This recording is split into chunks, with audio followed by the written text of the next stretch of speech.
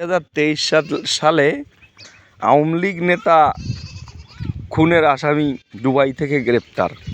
বলছি নরসিংদী শিবপুর উপজেলার সাবেক চেয়ারম্যান, ওনাকে হত্যা করা হয়েছিল, সেই আসামি গ্রেপ্তার করলো দুবাই থেকে। তাহলে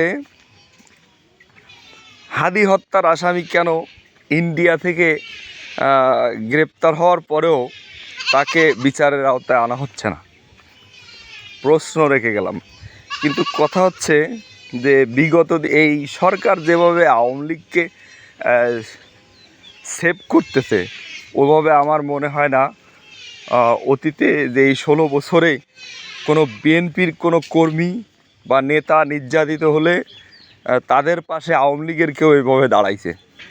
কিন্তু বিএনপি এটা রেকর্ড করতেছে যে তারা আওয়ামী লীগের পাশে সবসময় আছে।